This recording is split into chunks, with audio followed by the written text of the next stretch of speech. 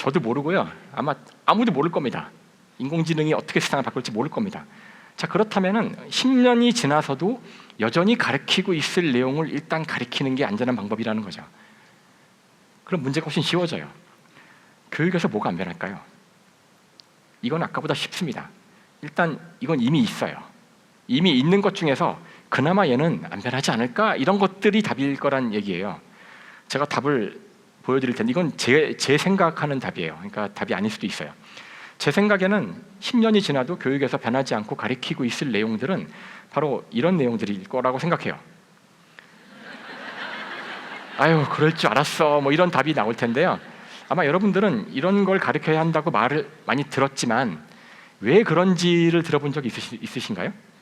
이게 왜 중요한지를 제가 이제 설명을 드릴게요. 역사가 왜 중요하냐면은 변하지 않아서 중요합니다. 타임머신이 나오기 전까지 안 변합니다. 철학이 왜 중요하냐면은 인간의 본성이 안 변해서 그래요. 자, 진화 심리학자들은 우리 인간의 두뇌는 한 5만 년 이래 바뀌지 않았다고 합니다. 그러니까 구석기 시대에 살았던 인간을 지금 데려다가 여기 놔도 조금 교육시키면은 우리와 똑같다는 뜻입니다. 인간의 뇌가 안 변했어요. 5만 년간. 그래서 사람들이 화내고 싸우고 사랑하고 복수하고 미워하고 하는 거는 지금이나 섹스피어의 시대나 소크라테스의 시대나 똑같아요. 그래서 여러분이 소크라테스의 인간에 대한 책을 읽어보시면 고개를 끄덕이시는 이유가 그때의 인간이랑 지금의 인간은 변한 게 없어요. 그래서 우리가 역사를 공부하는 겁니다. 역사 속에서 주어진 상황에서 인간들이 하는 행동은 변하지 않았어요. 적어도 인간의 행동만을 문제로 삼는다면 역사에서 교훈을 얻을 수가 있고요. 예측을 할 수가 있어요. 그래서 우리가 역사를 공부하는 거죠.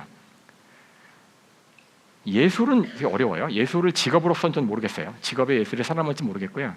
근데 즐기는 것으로서의 예술은 저는 살아남을 거라고 생각합니다. 우리가 교육을 직업 때문에만 하는 건 아니잖아요. 아이들이 예술을 배움으로써 삶이 풍요로워질 거라고 생각한다면 예술은 필요할 거라고 생각하는데 10년 후에도 우리 아이들이 노래를 부르지 않을까요? 10년 후에는 춤 안 출까요? 물론 확신은 못해요. 확신은 못하지만 10년 후에도 춤추고 노래 부르고 뭐 예쁘게 만든 디자인 좋아할 거고 그렇다면은 예술을 공부해야 된다고 생각합니다. 읽고 쓰고 듣고 말하기야말로 챗GPT가 가장 잘해주는 것이긴 하지만 제가 반복해서 이야기하지만 챗GPT가 써준 것을 내가 이용하는 이용자가 되기 위해서는 내가 그만큼 할 수 있어야 됩니다. 그렇기 때문에 읽고 쓰고 듣고 말하기를 못하면 사용을 하는 것이 사용하는 게 아니라 끌려다니는 것이 되겠죠. 더더군다나 저 같은 물리학자를 포함한 지식인들이 하루 종일 하는 게 바로 이거예요. 제가 하루 종일 하는 게 뭔지 궁금하시죠? 논문을 보고요, 논문을 읽고요, 책을 읽고요, 레포트를 읽고 보고서를 읽어요. 다른 사람 말을 듣고 세미나를 듣고 강연을 듣고 강의를 듣고 그 다음에 생각을 하고 이게 정리가 되면 말을 해야죠. 나가서 강연을 하고 강의를 하고 세미나를 하고 발표를 하고 글을 써야죠. 논문을 쓰고 책을 쓰고 뭐 보고서를 쓰고 뭐 결국 이것이 지식인이 하는 일이에요. 지금까지도 그래왔고 앞으로도 그럴 겁니다. 그래서 이 능력이 없으면 적어도 지식인의 일은 못할 겁니다. 그래서 해야 돼요. 끝으로 수학, 물리, 화학, 생물이 중요하다고 언제나 그러시는데 뭐 취업을 잘하려면 뭐 중요하고 그게 아니고요. 수학은 변하지 않아서 중요한 겁니다. 1 더하기 1은 10년 지나도 1 더하기 1은 2예요. 안 변해요. 그래서 수학이 제일 중요한 겁니다. 수학이 가장 안 변할 겁니다. 그 다음 물리가 안 변할 겁니다. 그 다음 화학이고 그 다음 생물이에요. 안 변할 거예요. 변하지 않을 거라 중요해요. 사실 지금 현재 인공지능을 개발하고 있는 그 과학자들이 어떤 학문들을 이용하고 있냐면 바로 수학과 물리학을 이용하고 있어요. 챗 GPT는 통계 물리 알고리즘을 쓰고 있습니다. 그래서 작년 노벨 물리학상이 바로 인공지능한테 주어진 것이었죠. 왜냐하면 인공지능이라는 학문이 만들어질 수가 없어요. 하늘에 뚝 떨어져서 수학으로 하는 겁니다. 그래서 지금 이 4차 산업혁명의 시대라고 그러는데 1차 산업혁명을 했던 학문이 물리학이었고요. 열역학, 열기관, 증기기관. 2차 산업혁명이 전기인데요. 그것도 물리학이었죠. 전자기학, 그렇죠. 3차 산업혁명이 컴퓨터거든요. 그것도 물리학이었죠. 트랜지스터, 컴퓨터, 인터넷, HTTP. 4차 산업혁명이 인공지능인데 그것도 물리학이 하고 있어요. 작년 노벨 물리학상이죠. 지난 4차례의 산업혁명은 모두 물리학이 했습니다. 제가 물리학가라 그런 게 아니에요. 생물학은 아주 좋은 학문이에요. 인간의 목숨을 구한 학문이죠. 하지만 산업혁명을 한 적은 없어요. 대한민국의 대기업은 다 물리학이 하는 겁니다. 삼성전자, 현대자동차 다 물리학이 하는 겁니다. 근데 아이들은 물리를 안 해요. 이해가 안 되는데. 그러니까 5차 산업혁명이 뭔지 모르지만 그런 게 나온다면은 그것도 물리학이 할 확률이 아주 크다는 뜻입니다. 변하지 않을 내용이 될 확률이 크죠. 물론 생물학이 할 수도 있어요. 생물학이 산업혁명을 일으킨다면은 백신 같은 거를, 그러니까 팬데믹이 상시화되면, 이전에 한 번씩 코로나 터지면은 백신이 거대한 산업이 될 수 있어요. 아니면 지금보다 더 우리가 노화를 정복한다면은, 알약을 많이 먹어서 생명이 늘어난다면 다 먹겠죠. 그렇다면은 산업혁명을 일으킬 수도 있습니다. 하지만 지금까지의 모든 산업혁명은 다 수학과 물리학이 해왔어요. 현재도 그렇고요. 무엇이 변하지 않았던 사실인지를 체크해 보는 게 변화를 알기 어렵기 때문에. 그래서 제가 이렇게 혼자 얘기해봤자 많은 분들이 뭐 김상욱이 얘기하는 거지 그럴 수 있어요. 그래서 제가 다른 더 유명한 사람 말을 좀 인용하려고 하는데, 이분은 짐 켈러라고 반도체 설계에 유명한 전설 같은 분이죠. 미국의 가장 중요한 기업들을 섭렵하신 분인데 책임자였고요. 재작년에 한국에 방문했었고요. 그때 조선일보 기자가 질문을 했어요.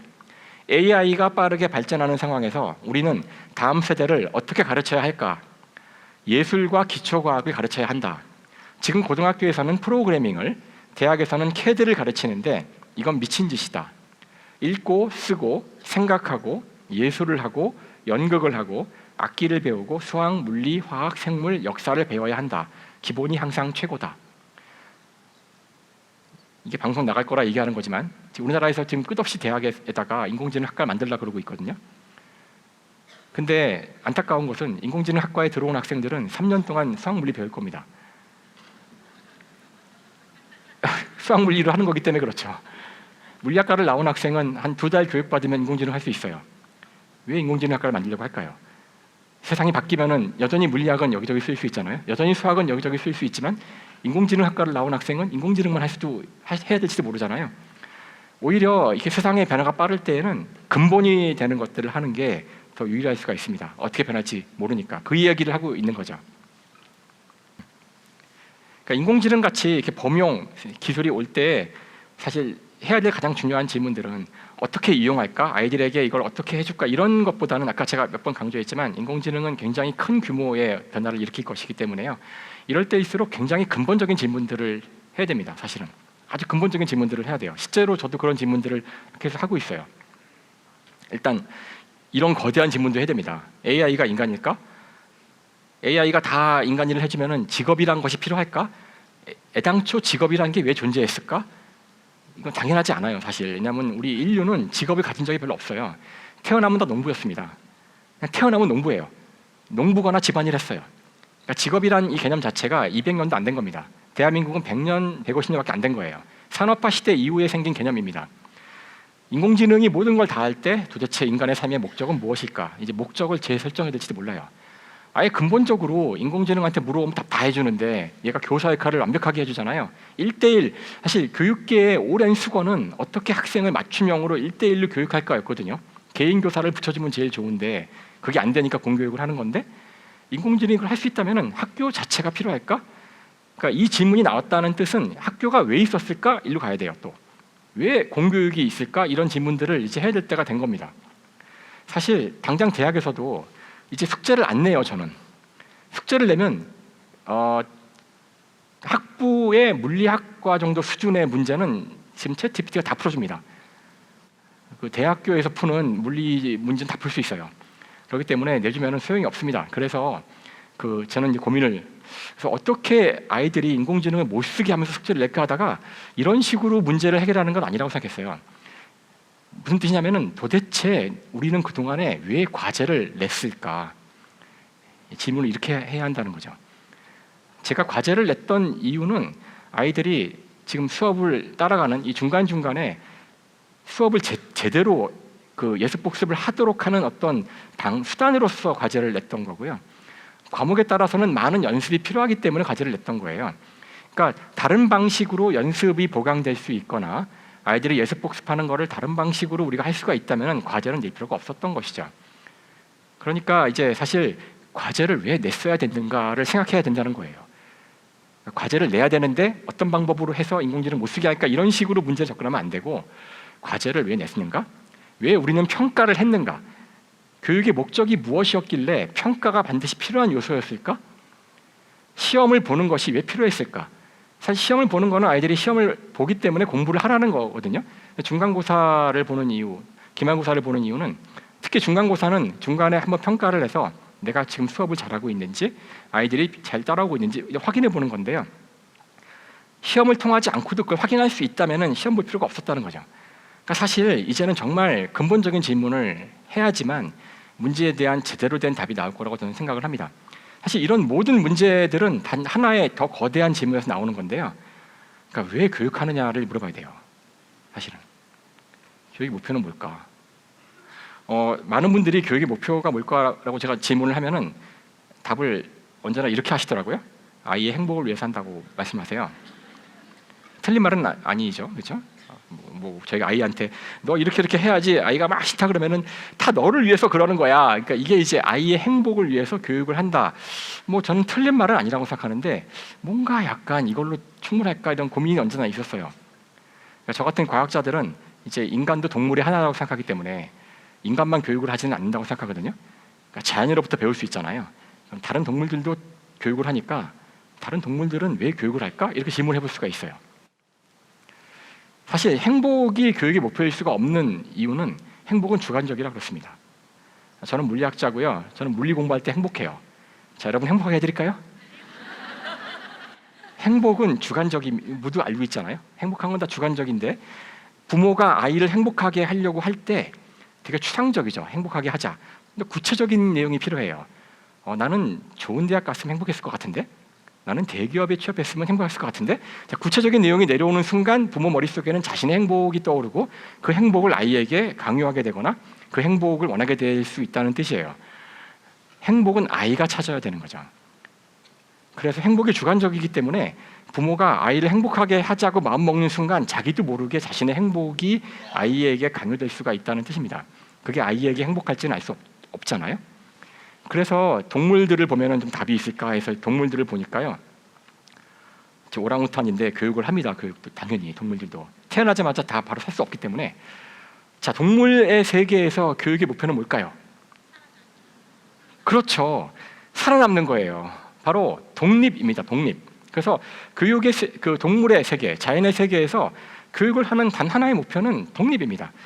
부모의 도움 없이 이 동물의 새끼가 혼자서, 또 인간이라면은 혼자서 경제적으로, 정신적으로 부모와 독립하여 혼자 살 수 있도록 만들기 위해서 하는 거죠.